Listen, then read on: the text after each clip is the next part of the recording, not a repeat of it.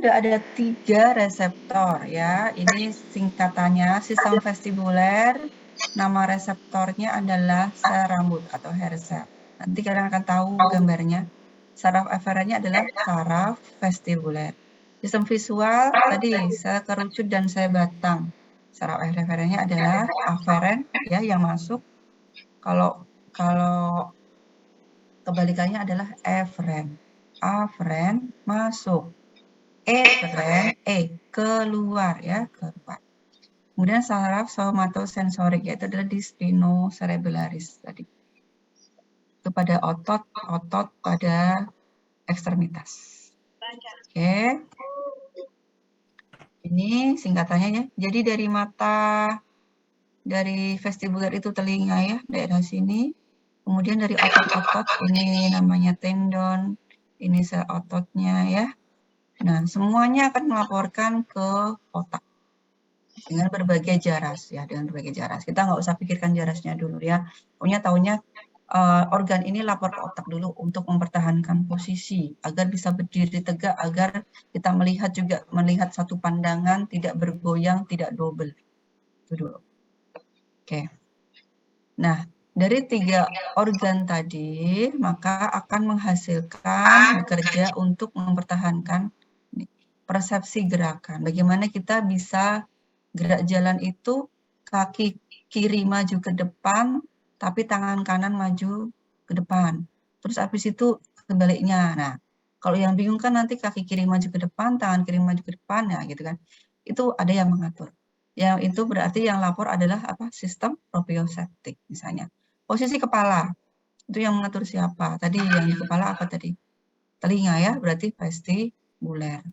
Orientasi ruang, yang melihat ruangan siapa? Mata. Ya. Yang mempertahankan berdiri berarti adalah kaki dan kepala. Berarti 3 organ ini akan berperan semua. Sekarang kita fokus. Karena 55% mayoritas yang bertanggung jawab terhadap keseimbangan adalah sistem vestibuler. Jadi kita fokus dulu belajar tentang sistem vestibuler. Yang mata, bolehlah nanti ya. Contohnya kalau mata itu, kalau kalian kacamatanya nggak pas ya, minusnya sudah bertambah. Tahun kemarin -1 pakai kacamata, jadi sekarang -3. Bagaimana kalian akan mempertahankan itu untuk membaca? Kalian pasti akan, kalau nggak sakit kepala, ya puyeng kepala. Ya, itu salah satu contoh-contohnya. Tetapi yang pada kasus-kasus mayoritas, yang berhubungan dengan keseimbangan adalah daerah sistem vestibuler, yaitu daerah telinga. Tadi sudah ada gambarnya kan, telinga. Ya, organ-organnya kita lihat di daerah telinga bagian dalam. Jadi telinga kan ada telinga bagian luar, kemudian dibatasi oleh membran timpani, kemudian telinga bagian tengah yang berhubungan dengan THT ya, ada apa namanya? Jadi tuba eustasii ya, ada tuba eustasii, kemudian telinga bagian dalam. Nah, organ-organ vestibuler itu dia di telinga bagian dalam.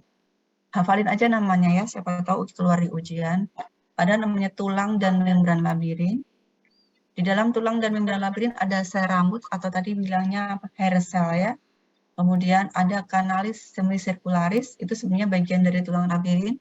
Otolit itu di dalam kanalis semisirkularis.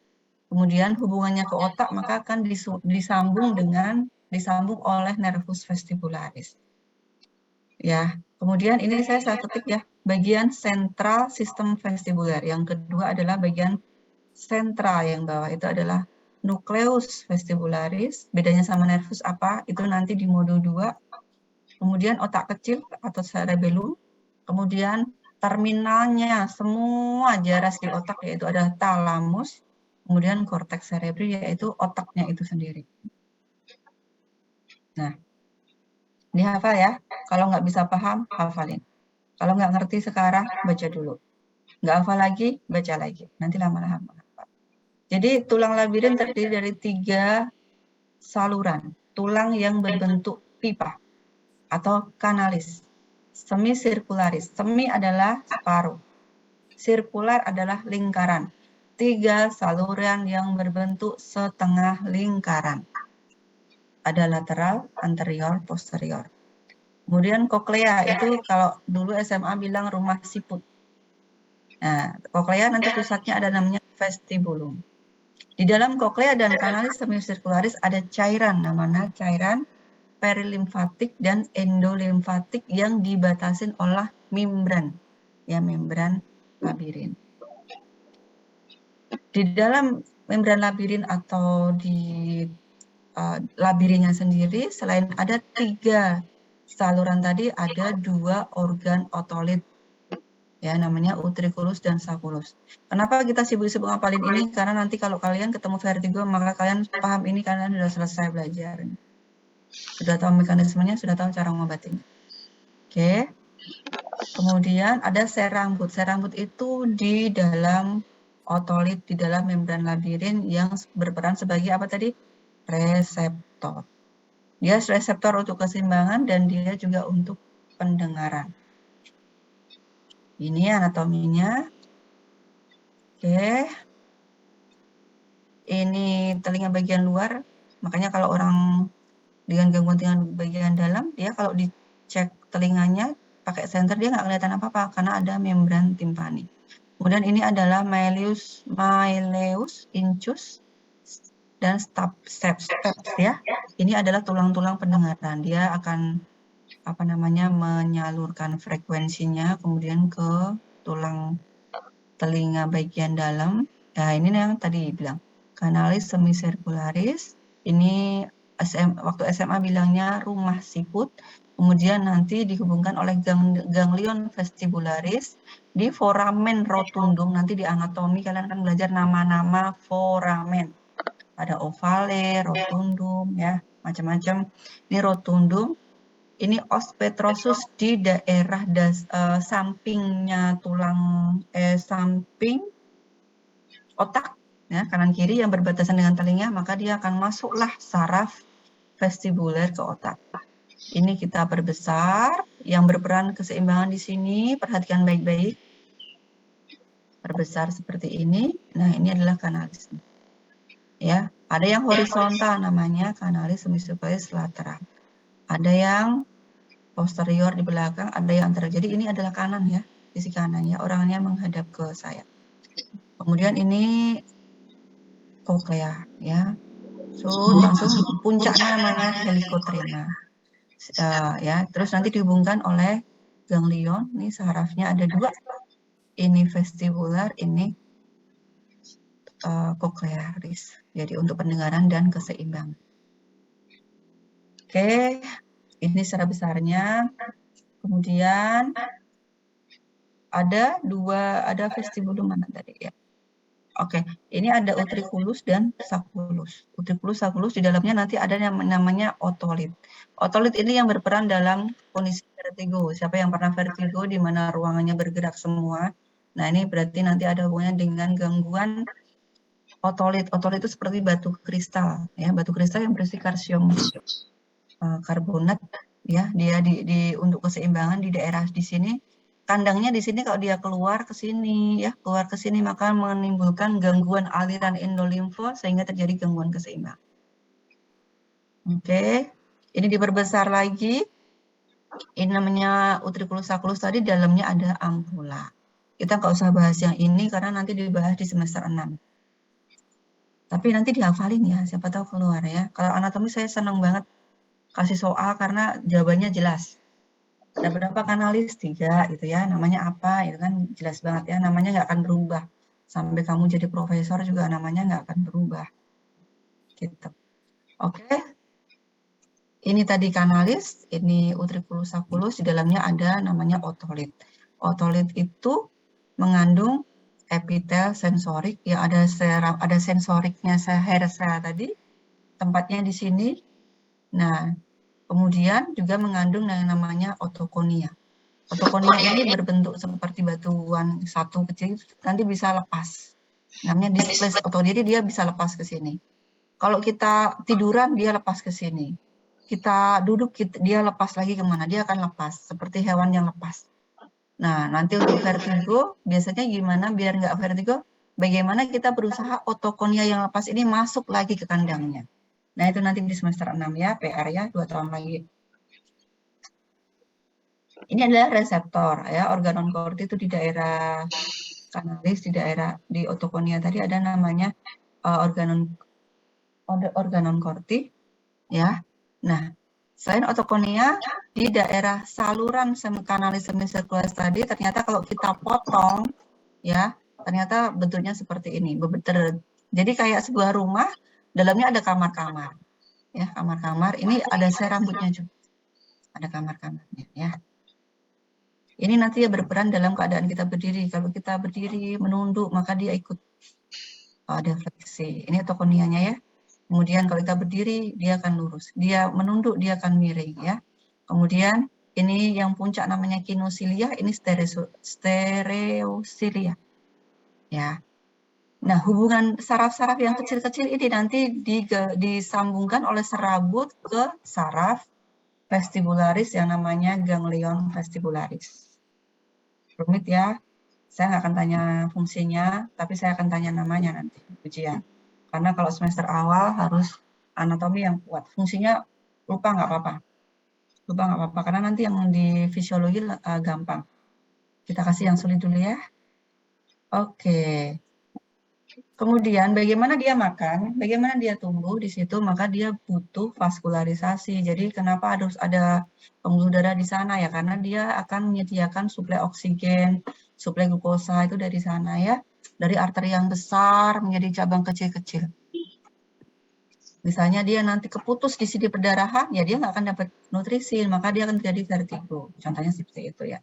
Oke, kita mulai dari arteri yang besar, arteri basilaris. Kemudian bercabang menjadi arteri inferior cerebralis. Ini sisi kanan ya. Jadi misalnya menjadi arteri cerebralis anterior inferior. Kemudian dia akan melimuti nervus vestibularis, kemudian dia ke area labirin yang dinamakan oleh arteri labirin. Jadi nanti baca aja ya, arteri labirin. Cabangnya mana? Arteri anterior inferior cerebellum, cerebellaris. Ini cerebellumnya nggak kelihatan ini ya. Ini batang otak. Ini arteri basilaris. Kemudian ini di mode 2 ya nanti ya. Kemudian nanti dia akan bercabang kecil-kecil. Labirin bercabang menjadi kecil-kecil menjadi arteri koklea. Ya, kemudian arteri vestibularis anterior. Gitu ya. Oke. Tadi sudah belajar koklea, sudah belajar kanalis, kita belajar tentang nervus vestibularis sudah ya tadi ya. Nanti dia akan ke foramen rotundum, ke fossa posterior. Ke fossa posterior dia akan ketemu dengan batang otak. Batang otak itu terdiri dari apa saja? Pons, medulla oblongata, kemudian nanti di atasnya ada mesencephalon dan diencephalon. Nah, kita fokusnya adalah di daerah perbatasan antara pons dan medulla oblongata. Jadi di mode 2 sudah tahu, itu nervus vestibularis itu adalah nervus nomor 8, letaknya di mana? Di bawah pons.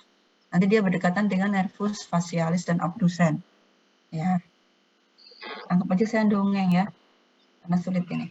Oke, ini yang sentral sekarang ya. Ini tadi perifer, sekarang sentral. Sentralnya ada nukleus vestibularis. Tolong bedakan, nervus vestibularis dia di perifer.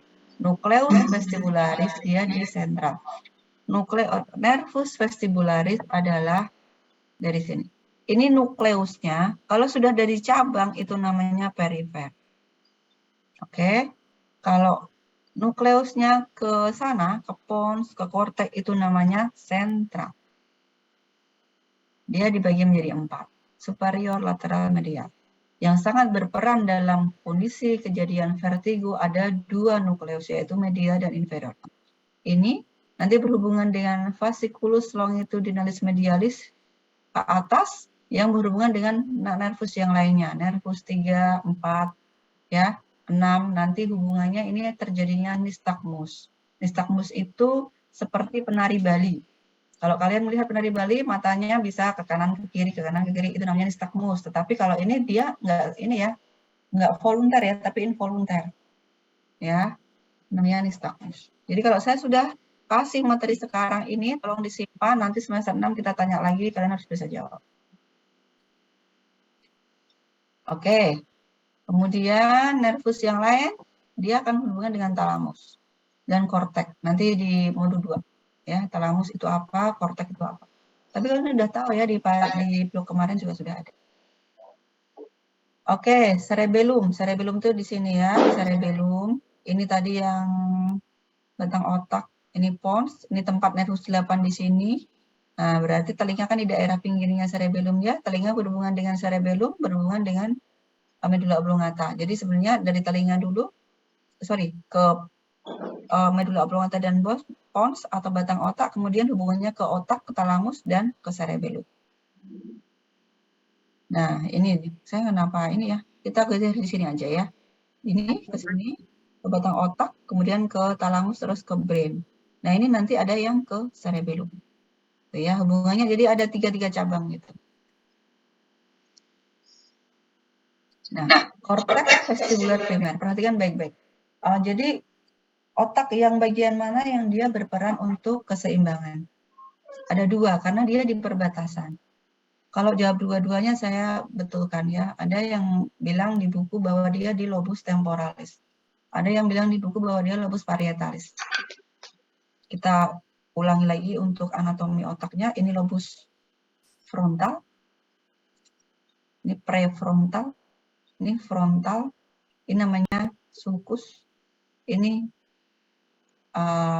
gyrus ya. Yang cekungan itu sulcus. Ini gyrus. Ini lobus parietal. Ini lobus temporal, dekat telinga berarti ya. Ini lobus occipital, ini batang otak, ini cerebellum. Dari sini nanti ke talamus di otak tengah, kemudian dia akan ke sini. Ada yang namanya insula di daerah sini. Di daerah ujung bawah lobus parietal dan di superiornya lobus temporal. Jadi memang dia sebenarnya di daerah lobus parietal ya. Namanya insula. Itulah tempat pusat keseimbangan. Oke, ini adalah 1. Ini yang sudah masuk fisiologi ya. Apa namanya? Bahwa pasien sadar bahwa dia itu keseimbangannya normal. Jadi berdiri tegak misalnya ya. Kemudian dia langsung ke reseptornya, impulsnya langsung ke otak yang tadi saya jelasin ya. Ini kelihatan nggak ya?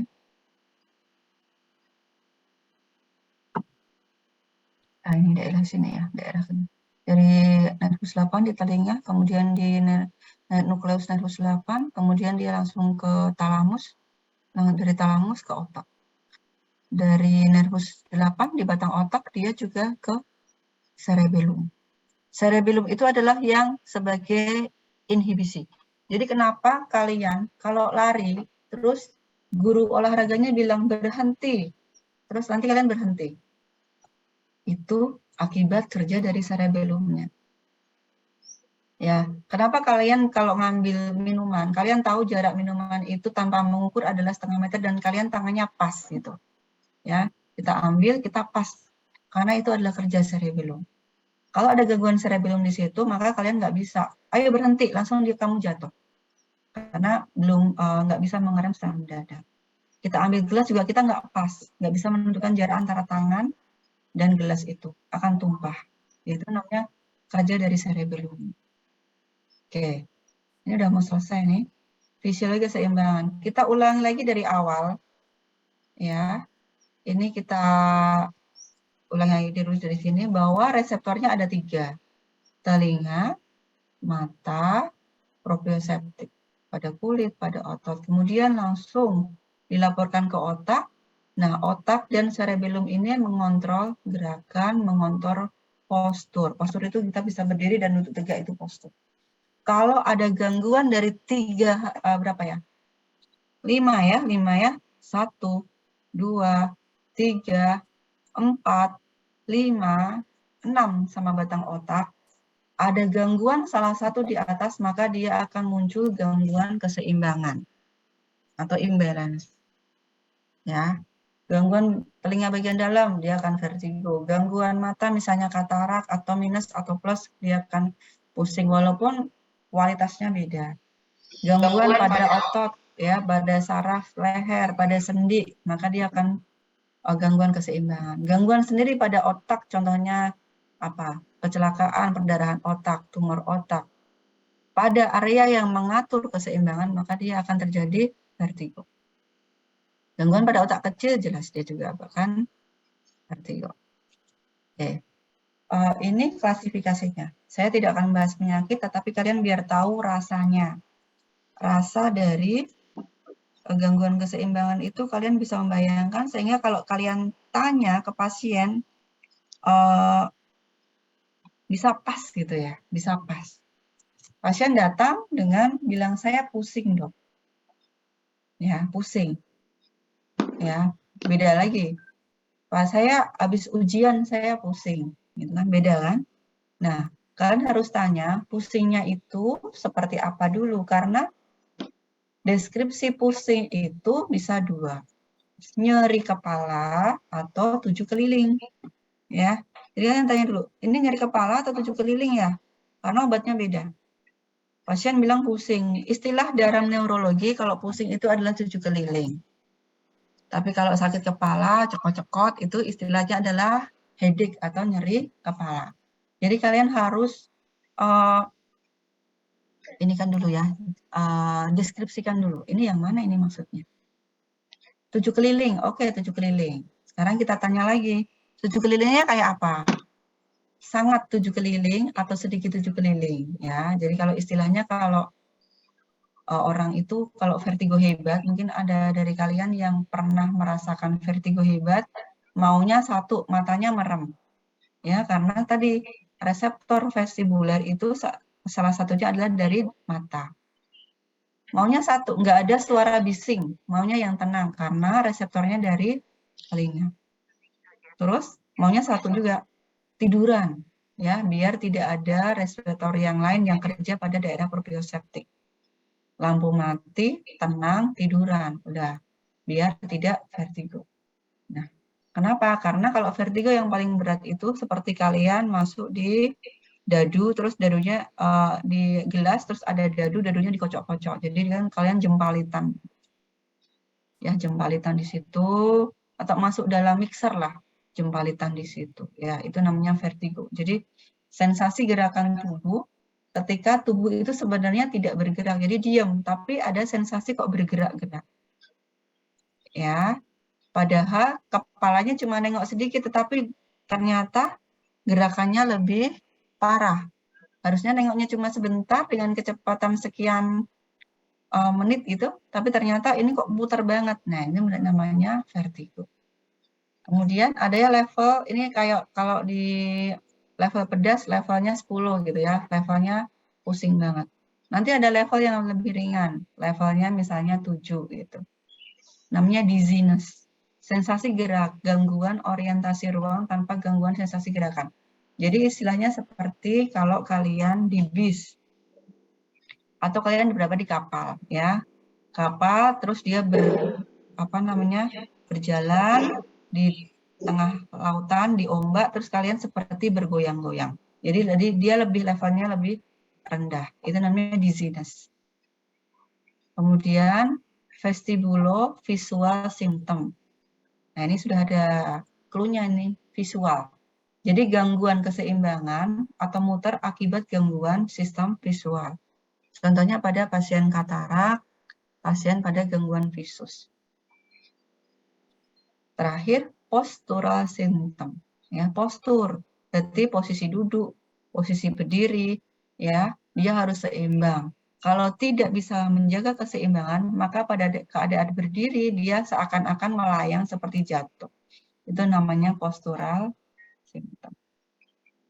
Ini fisiologinya, jadi intinya adalah ini, fisiologi adalah mekanisme yang normal ya. Dari reseptor tadi, maka akan memberikan impuls ke reseptor vestibuler, visual, dan somatosensori. Kemudian dia akan ke batang otak. Kemudian dari batang otak akan dilaporkan ke cerebellum. Dia bercabang menjadi dua ya. Batang otak dihubungkan ke cerebellum, kemudian ke talamus.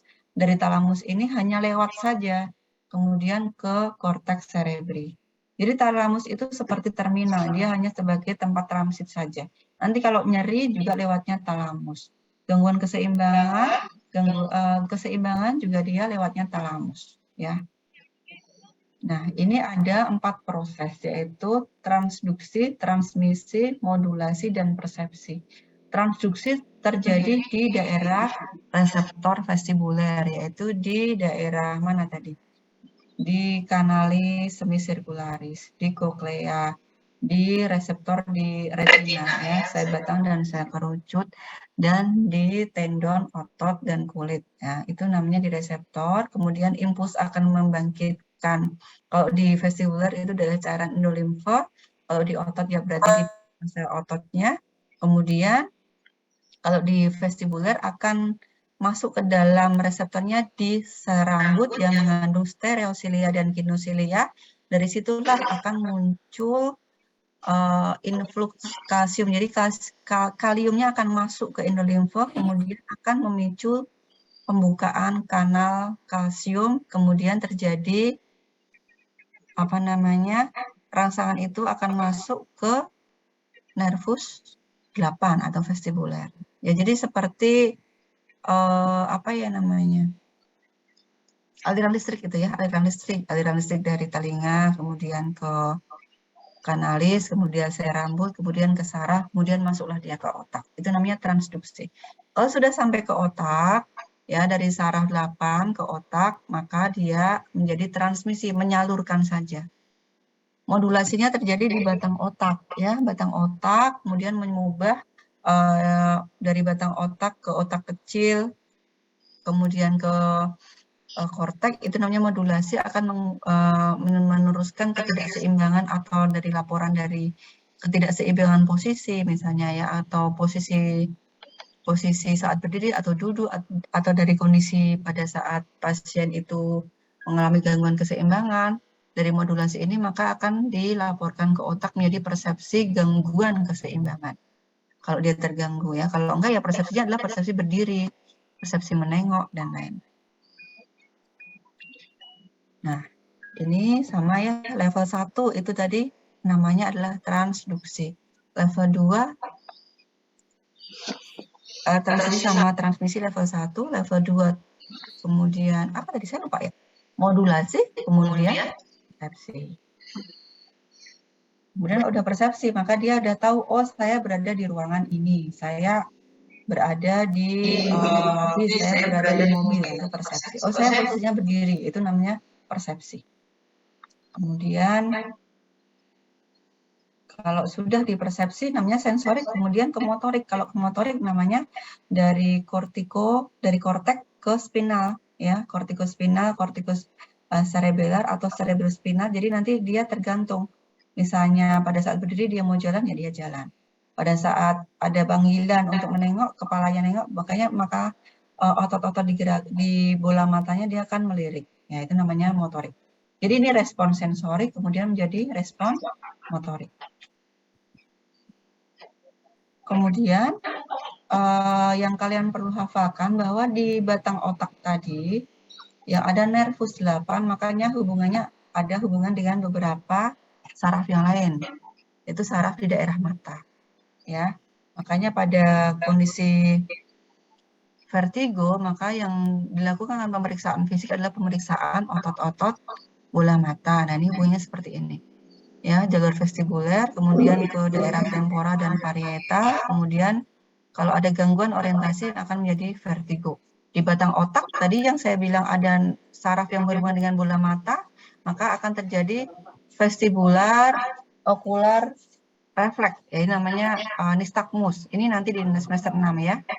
Kemudian di spinal kalau dia hubungan dari batang otaknya, dia nanti ke postur tubuh. Kalau ada gangguan dari gangguan berdiri, misalnya kalian nggak bisa berdiri, terus jalan pun nggak bisa diatur kanan kiri, itu namanya ataksia. Ya, ini saya nggak akan jelaskan ya, ini semester 6. Nah, ini rumit banget, nggak usah dibaca ya. Jadi sebenarnya kalau lebih luas lagi, gangguan vestibuler itu ada beberapa hubungan di otak. Saya ulang lagi, hubungan di otaknya adalah satu di telinga, ya, persepsi ruangan. Kemudian di batang otak, di saraf-saraf bola mata. Kemudian di spinal atau vertebra atau saraf-saraf untuk penggerak ekstremitas, namanya dia nanti ada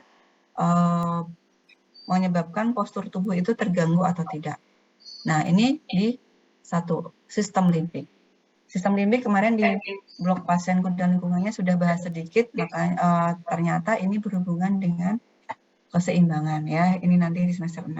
Sistem limbik ini nanti yang akan menyebabkan kenapa orang dengan gangguan keseimbangan, maka dia akan terjadi mual, muntah, keringat dingin, ya, karena sistem limbik ini nanti hubungannya dengan otonom, ya, gangguan otonom. Gangguan otonom kalian sudah pelajari di blok pasien dan lingkungannya, di modul 1 juga sudah ada, nanti modul 2 juga sudah ada. Jadi nanti ada hubungannya seperti itu. Oke, sudah? Saya stop share.